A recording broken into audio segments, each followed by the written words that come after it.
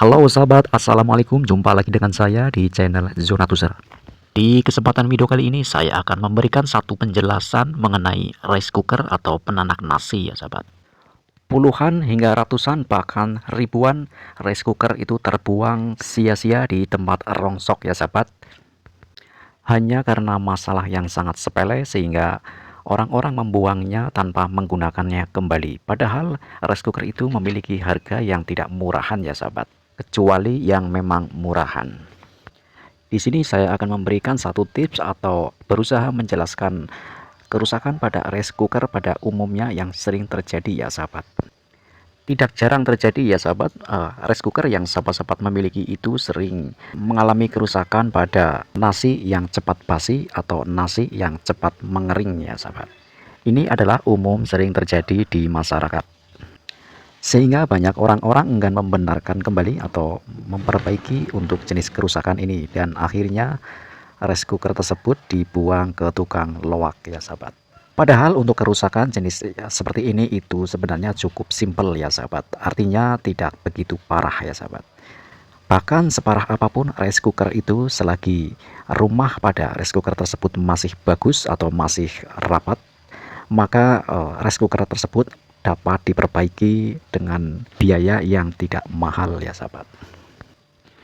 Untuk kerusakan pada rice cooker yang mengalami nasi yang cepat basi ya sahabat, itu biasanya terjadi pemutusan elemen pada bagian atas atau bagian pintu rice cooker ya sahabat.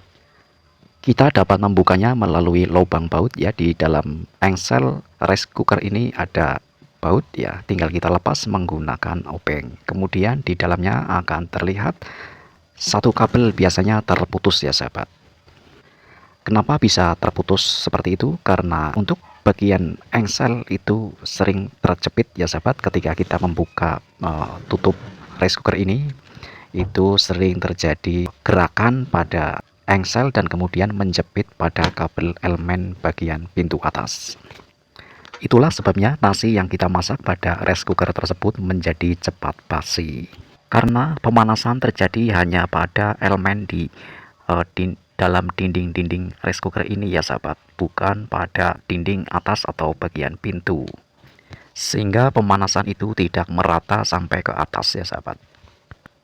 Kemudian jika rice cooker sahabat-sahabat itu mengalami cepat mengering pada nasinya, biasanya yang sering terjadi kasus pada hal tersebut adalah karena ruangan pada rice cooker ini terlalu banyak menyerap udara ya sahabat, dan itu terjadi pada karet yang sudah sobek atau karet yang sudah dimakan oleh tikus-tikus ya sahabat, sehingga angin itu akan mudah masuk ke dalam. Kemudian terjadi juga pada lubang atau bagian pada penguapan di pintu rice cooker ini ya sahabat. Pintu rice cooker ini ada satu lubang ya sebagai penguapan ketika kita menanak nasi.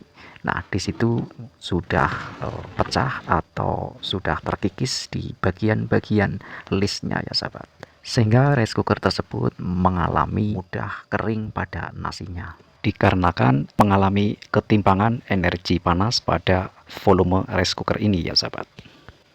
Untuk elemen yang terdapat pada dinding rice cooker ini itu biasanya tidak sering terjadi kerusakan ya sahabat. Kerusakan sering terjadi pada elemen di bagian pintu atas ya di dalam. Itu pun bukan dikarenakan oleh elemen yang rusak ya sahabat, hanya kabel yang terputus. Karena juga engsel pada pintu ini. Untuk termostat pada rice cooker ini pun jarang juga terjadi kerusakan. Kasus yang sering terjadi maka di sini saya jelaskan biasanya mengenai nasi yang cepat basi atau nasi yang cepat mengering. Itulah ya sahabat yang umum terjadi di masyarakat. Untuk mengatasi kabel yang terputus yang terhubung pada elemen pintu bagian atas, maka kita cukup menyambungnya ya sahabat. Dan untuk nasi yang cepat mengering, kita dapat menambal di bagian lubang yang sudah pecah ataupun terkikis ya sahabat, atau kita dapat menggantikannya dengan yang baru atau dengan menggunakan inisiatif sendiri ya sahabat, dengan menutupnya menggunakan material lain. Demikian sahabat penjelasan mengenai kerusakan pada rice cooker yang sering terjadi pada umumnya di masyarakat ya sahabat. Kita dapat memanfaatkan kembali dengan memperbaikinya dengan tidak membuangnya sehingga dapat bermanfaat kembali. Terima kasih, semoga menginspirasi. Sekian, salam teknik.